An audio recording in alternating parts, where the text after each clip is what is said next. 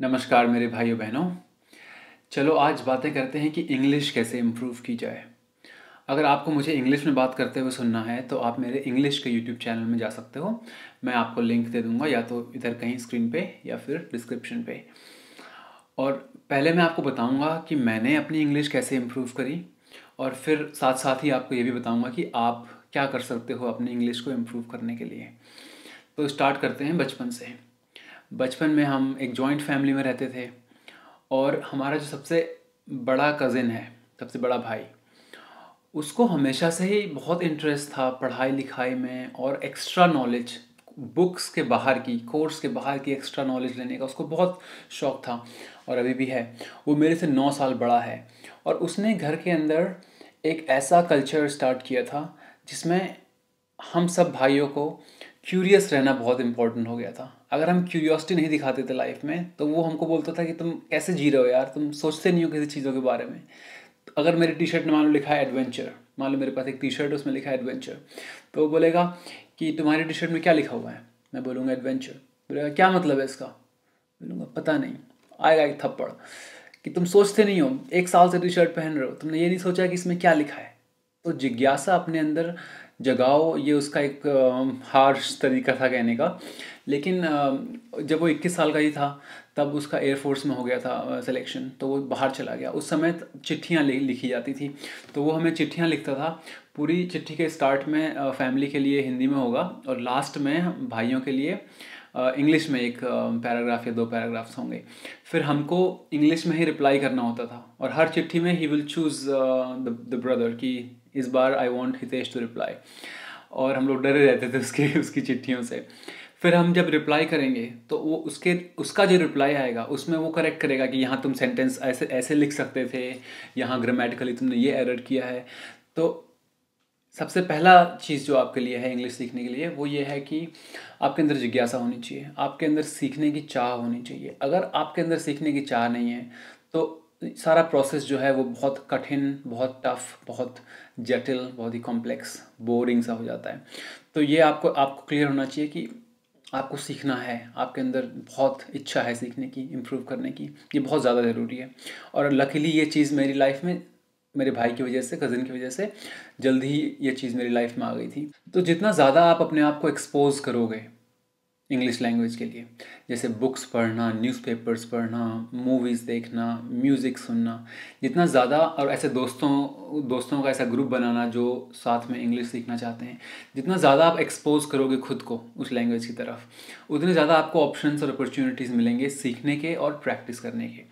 अब जैसे मैंने बुक्स पढ़ना शुरू किया इंग्लिश में, कई सालों तक मुझे लगता है, अब ऐसा कम से कम 3-4 साल तक ऐसा हुआ कि मैं पूरी किताब पढ़ लेता था, और मुझे डाउट रहता था कि मैंने क्या पढ़ा।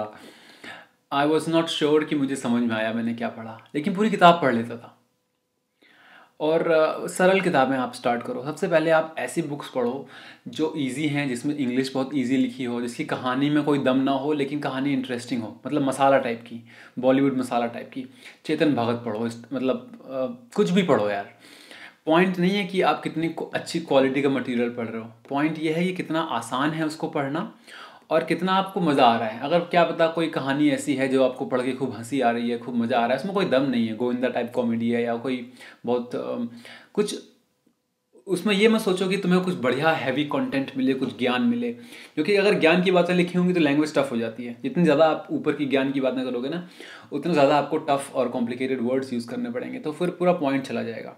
आपका फोकस है इंग्लिश सीखने का, तो आप क्या करोगे, सबसे इजी टाइप की बुक्स उठाओ और पढ़ना शुरू करो। और हमेशा एक पेंसिल या पेन साथ में ले करके, जब आप पढ़ रहे हो, जो जो शब्द आपको नहीं आता है अंडरलाइन करते जाओ, अंडरलाइन करते जाओ। उस वक्त मत देखो, उस वक्त खाली अज्यूम कर लो कि इसका ये मीनिंग होगा, या पूरा एक कॉन्टेक्स्ट में समझने की कोशिश करो कि शायद इसका ये मीनिंग होगा। और जब आप पूरा पढ़ लो तो जितने भी नए वर्ड्स आपने टिक किए हैं उनका आप गूगल करो उनकी मीनिंग, और जब भी लिखो अपने एक नोटबुक बनाओ, उसमें आप वो सारे वर्ड्स लिखोगे। और जब लिखोगे तो साथ में हमेशा एक एग्जाम्पल ज़रूर लिखना। जैसे मान लो तुमने लिखा कि एडवेंचर का मतलब हिंदी में क्या होगा पता नहीं, मतलब कोई भी ऐसा कारनामे करना, ऐसे काम करना जिसमें थोड़ा साहस की ज़रूरत होती है, जिसमें थोड़ा रोमांच होता है, वही हो गया एडवेंचर शायद। फिर आप एक एग्जाम्पल लिखोगे अपने दिमाग के लिए कि आप उसको यूज़ कर पाओ, कि last summer I went on an adventure in the Himalayas. ठीक है, तो उससे आपको याद रहेगा कि एडवेंचर के लिए आप पहाड़ों पे गए थे पिछली गर्मियों में। तो ऐसे आप लिस्ट बनाओ, डेली आप 10 नए वर्ड्स यूज़ करो, लिखो उनको, और उसमें से 3 या 4 वर्ड्स ऐसे हों जिनको आप डेली रिपीट करो। जैसे मान लो तुमने 3 नए शब्द आज सीख लिए, तो ज़बरदस्ती उसको कॉन्वर्सेशन में घुसेड़ो। जब किसी से बात कर रहे हो तो ज़बरदस्ती वो वर्ड बीच में लेकर के आओ, चाहे पूरा सेंटेंस हिंदी में हो वो शब्द इंग्लिश में डाल दो। उससे क्या होगा कि तुम्हारे दिमाग को उस शब्द की आदत पड़ने लगेगी। तो ये बहुत ज़रूरी है। मैंने कुछ पॉइंट्स नोट कर रखे हैं ताकि फिर मैं भूलूँ नहीं। तो ये तो हो गया आपको बुक्स का। धीरे धीरे धीरे बुक्स की क्वालिटी आप इम्प्रूव करते जाओ, लेकिन शुरुआत हमेशा सिंपल ईजी बुक से करो, और इससे तुम्हारी पढ़ने की जो हैबिट है वो डेवलप होगी। Same thing with newspaper articles पढ़ो, पहले इजी आर्टिकल्स पढ़ो। अगर तुमको बॉलीवुड मसाला पसंद है वो पढ़ो, स्पोर्ट्स वाला सेक्शन पसंद है वो पढ़ो, धीरे धीरे पॉलिटिक्स वाला पढ़ो, या जो भी सेक्शन तुमको धीरे धीरे अच्छा लगे। लेकिन डेली का डेली आधा घंटा इंग्लिश पढ़ने में निकालो, कम से कम डेली का डेली आधा घंटा 1 घंटा। यू हैव टू सी कि where are you wasting your time. अगर तुम 2 घंटे फ़ोन देखते हो, 3 घंटे फ़ोन देखते हो, तो मत देखो उतनी देर, और उसका टाइम इंग्लिश सीखने में निकालो। यूट्यूब पे वीडियोस देखते हो, इंग्लिश में देखो। और एक फ्रेंड सर्कल बनाओ जिसमें कि आप आपस में इंग्लिश में बात कर सकते हो। ऐसे दोस्तों को चुनो जो लाइफ में इम्प्रूव करना चाहते हो। ऐसे दोस्त बनाना लाइफ में बहुत ज़रूरी है, जो आपकी ही तरह जीवन में कुछ आगे बढ़ना चाहते हैं, कुछ करना चाहते हैं, और सिर्फ सतही सुपरफिशियल चीज़ों में ही वो मज़े नहीं ले रहे हैं लाइफ में, बट कुछ डीप करना चाहते हैं। अगर ऐसे दोस्त नहीं है तो ऐसे जो फालतू के दोस्त हैं उनसे दोस्ती कम करो, और ऐसे दोस्त ढूंढो जिनके साथ आप सीख सको, ग्रो कर सको। ठीक है, और हर समय मज़े लेना, मस्ती करने में क्या होगा ना कि टाइम, उम्र निकल जाएगी, अचानक से 25-26 साल के हो जाओगे, फिर लगेगा यार अब रश लगेगा लाइफ में कि अब तो जल्दी करना पड़ेगा। इसलिए अगर आप अभी बच्चे हो, 16, 17, 18, 19 साल के हो, तो ये बहुत इंपॉर्टेंट टाइम है कि बाद में रिग्रेट्स ना हो। तो अभी जो है शो ऑफ मत करो, दिखावे की ज़िंदगी मत जियो, अभी फोकस करो, मेहनत करो, ताकि जब 25, 26, 27, 28 साल के हो जाओ, 30 साल के हो जाओ, तो ऐसा ना लगने लगे कि यार अब क्या करें, अब तो बहुत लेट हो गया है। जबकि लेट तब भी नहीं होता है। वैसे आपको बता दें, अगर आप ऑलरेडी 30 साल के हो चुके हो, तो कई लोगों के कमेंट्स में मैंने देखा है कि जो 25-30 के भी हो गए हैं, उनके कमेंट्स कभी कभी ऐसे आते हैं निराशा वाले, जैसे कि लाइफ ही ओवर हो गई है। भाई लाइफ तुम्हारी अभी शुरू हुई है यार। मैं 36 साल का हूँ, अभी मैंने जर्मनी मूव किया हूँ। कभी मैं जर्मनी में रहा नहीं इसके पहले मैं रोमेनिया में रहा था। अब यहाँ मुझे ज़ीरो से स्टार्ट करना है, यहाँ मुझे काम ढूंढना है, भाषा सीखनी है, और एकदम ज़ीरो से स्टार्ट करना है। और मैं करूँगा, मुझे इस चीज़ में मज़ा आता है। मुझे नहीं लगता है कि मेरी उम्र हो गई है, मुझे तो मज़ा आ रहा है कि इस उम्र में फिर से एक नयापन सा आ गया है लाइफ में। ठीक है, तो ऐसे लाइफ को एक चैलेंज की तरह एक्सेप्ट करो, चैलेंज। ठीक है, तो अगर आप किसी भी एज के हो, you can start every morning when you wake up. हर सुबह जब आप उठते हो, नया दिन, नई ज़िंदगी आपके लिए शुरू होती है। वहीं से स्टार्ट करो, मेहनत करो, फुल मेहनत करो। हर इंसान के पास 24 घंटे हैं, आपके पास भी 24 घंटे हैं, लगाओ उसको मेहनत पे। सोचो कम, काम ज़्यादा करो। जैसे कल मैंने एक शॉर्ट डाला था, उसमें मैंने बोला था कि आप लोग कंप्लेन कम करो लाइफ में कि क्या गलत हो रहा है, क्या नहीं हुआ। फोकस करो अभी भी आपके पावर में क्या है, और उस पर काम करो। अच्छा, आगे बढ़ते हैं। तो फ्रेंड्स हो गए। जब आप बुक्स पढ़ते हो या मूवीज़ देखते हो, उसमें अगर कोई डायलॉग अच्छा लग गया, किसी ने किसी डायलॉग को अच्छे तरीके से कहा, डायलॉग नोट कर लो, वो डायलॉग रिपीट करो। कोई नहीं बात करने वाला, शीशे के सामने खुद से बातें करो, बोल के बातें करो। क्योंकि टंग को भी ना, टंग एक मसल है, इस मसल को भी एक हैबिट होनी चाहिए बोलने की। तो बोलो, खूब बोलने की कोशिश करो। और जब आप इंग्लिश बोलने की कोशिश करते हो तो ग्रामर सही गलत का इतना फ़र्क नहीं पड़ता है। शुरुआत में आपको एक फ़्लो बनना चाहिए, बातचीत करने का एक फ़्लो बनना चाहिए। और वो जब फ्लो बन जाएगा ना, तो ग्रामर धीरे धीरे अपने आप ठीक होती जाएगी। अपने जैसे हर दूसरे तीसरे चौथे दिन एक दिन बना लो जिसमें तुम लिखो इंग्लिश में कुछ। जैसे अपने दिनचर्या लिखो कि आज मैं सुबह इतने बजे सो के उठी, फिर मैंने ये किया, फिर मैंने वो किया। सिर्फ लिखो, अपनी एक डायरी सी लिखो, उसको इंग्लिश में लिखो, तो उससे तुम्हें आइडिया लगेगा। ठीक है, तो जब इस तरह के डायलॉग्स जब याद हो जाएंगे ना, तो एक फीलिंग्स ही आने लगेगी लैंग्वेज को लेकर के। तो बुक से या मूवीज से जो डायलॉग अच्छे लगे उनको रटना शुरू कर दो, और प्रोसेस को फन बनाओ, इन्जॉय करो। ऐसा नहीं कि तुम बहुत सीरियस बना दो प्रोसेस को। और उसके अलावा सबसे इम्पोर्टेंट चीज़ जो मैं बार बार बोलता हूँ कि have patience and think long term. धैर्य रखो, इतनी जल्दी नहीं सीख जाओगे आप, टाइम लगता है, बहुत सालों साल लगेंगे। धैर्य रखो और लॉन्ग टर्म सोचो कि आज से आने वाले कई सालों में तुम्हारी इंग्लिश अच्छी हो चुकी होगी। जब मैं 19 या 20 साल का था, जब मैं बेंगलोर पहुंच गया फाइनली, तब जाके मुझे एक्चुअली मौका मिला इंग्लिश बोलने का। बेंगलोर में नॉर्मली इंग्लिश ही सबसे कॉमन लैंग्वेज चलती है, तो वहाँ पे बहुत ज़्यादा अपॉर्चुनिटीज़ मिली।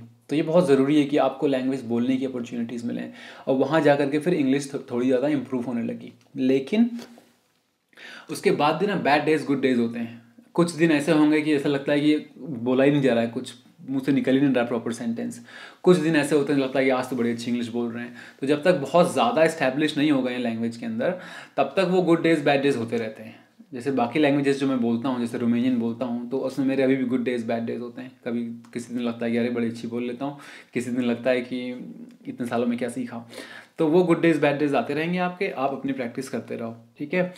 और फोकस करो अपने प्रोसेस पे। तुमने एक सिस्टम बनाओ अपना, एक उस सिस्टम पे फोकस करो, रिजल्ट पे फोकस मत करो। ग्रोथ जो है कभी कभी ऐसी दिखती है, कभी कभी ऐसी दिखती है, लेकिन ऑन लॉन्ग टर्म वो ग्रोथ आपकी ऊपर की तरफ ही जारी होती है। इसलिए आपके लिए इम्पॉर्टेंट है कि आपने अपना एक डिसिप्लिन रूटीन बना लिया है, उस रूटीन पे आप चलो। और अगर आपको जैसे 30 मिनट बैठ के पढ़ना है तो पढ़ना है, ख़त्म बात। आज क्या फीलिंग हो रही है, कैसा मन हो रहा है, नहीं हो रहा है, उससे मतलब नहीं है। आप एक कमिटमेंट करो और उस पर लगे रहो, फिर आप देखो धीरे धीरे धीरे चीज़ें कैसे इम्प्रूव होती हैं। किसी के भरोसे रहने से ना कुछ होगा नहीं लाइफ में। मैंने एक्चुअली बहुत चीज़ें लोगों के भरोसे में छोड़ रखी थी कि ये चीज़ कोई बताएगा तब समझ में आएगी, ये चीज़ कोई सिखाएगा तब करूँगा। लेकिन सब अपने लिए जी रहे हैं, सबको अपनी पड़ी है, तुम्हारी किसी को नहीं पड़ी है। ये चाहे उनके मन में हो भी कि वो तुम्हारे लिए कुछ करना चाहें, लेकिन उनकी लाइफ में खुद अपने लिए इतना कुछ होता है कि तुम्हारी तरफ वो इतना फोकस कर नहीं सकते। दुनिया में कोई भी इंसान तुम्हारी परवाह तुमसे ज़्यादा नहीं कर सकता। तो तुमको अपनी जिम्मेदारी खुद ही लेनी पड़ेगी, अपनी परवाह खुद ही करनी पड़ेगी, और विश्वास रखना पड़ेगा कि तुम खुद से खुद को चीज़ें सिखा सकते हो। बाकी तो इंटरनेट है ही, चैट जीपीटी है, गूगल है, बहुत कुछ है। इनको ढंग से इस्तेमाल करना सीखो, इनका सही तरीके से इस्तेमाल करो, और तुम देखो कि अगर तुम खुद की जिम्मेदारी खुद पे ले लोगे और खुद से ही चीज़ें करोगे तो ज़्यादा चीज़ें कर पाओगे लाइफ में, ज़्यादा कॉन्फिडेंटली चीज़ें कर पाओगे लाइफ में। तो ज़्यादा किसी का भरोसा मत करो कि अब जब वो टीचिंग स्टार्ट होगी या वो कोचिंग स्टार्ट होगी या वो भैया जब आएंगे, ऐसा कुछ नहीं, ठीक है। अपने खुद के नियम बनाओ, तुम बस छोटा छोटा छोटा छोटा स्टेप लेते रहो डेली। साल भर में जब पीछे मुड़ को देखोगे तो बहुत कुछ कर चुके होगे। इसलिए बड़ा करने का जब सोचते हो ना, तो एक एक छोटे छोटे स्टेप से शुरुआत होती है। तो हर दिन एक छोटा स्टेप लेना ये ज़्यादा इंपॉर्टेंट है, ना कि एक संडे बैठ के तुमने 4 घंटे पढ़ लिया। वो नहीं करना है। डेली का नियम बनाना है, 30-40 मिनट, डेली का 1 घंटा, जो भी तुमने डिसाइड किया है, और लगे रहो। और जैसे कुछ दिन हो गए, कुछ हो गया लाइफ में, तबीयत ख़राब हो गई, ब्रेकअप हो गया, कुछ भी हो गया, एक महीना नहीं पढ़ पाए, तो ये मैं सोचो कि अब तो 1 महीना नहीं पढ़ा, अब तो हो ही गया, अब तो छोड़ो। ऐसा होता है, मेरे साथ भी होता था पहले। अब क्या है कि बोलो 1 महीना क्या 6 महीने का ब्रेक हो जाए, उसके बाद भी तुम बोलो कोई नहीं, आज से मेरा मन है फिर से स्टार्ट करने का, मैं आज से स्टार्ट करता हूँ। अभी मेरी जर्मन सीखने का लगभग डेली सोचता हूँ कि आज बैठूंगा, मेरा ब्रेक हो गया है, स्टार्ट नहीं हो पा रहा है। लेकिन मैं इसको एकदम छोड़ूंगा नहीं, ये पॉसिबल ही नहीं है। मुझे पता है कि मैं धीरे धीरे स्टार्ट करूँगा, वापस आ जाऊँगा। जर्मनी आके जर्मन नहीं सीख रहा हूँ, जब इंडिया में था तो सीख रहा था। खैर अब सुन रहा हूँ, पर तो सुन के भी आप सीखते हो। तो बस आज के लिए इतना ही काफ़ी है। कुछ क्वेश्चंस हों और इंग्लिश रिलेटेड तो आप कमेंट करना, तो फिर मैं आपको रिप्लाई करूँगा। Okay, take care then.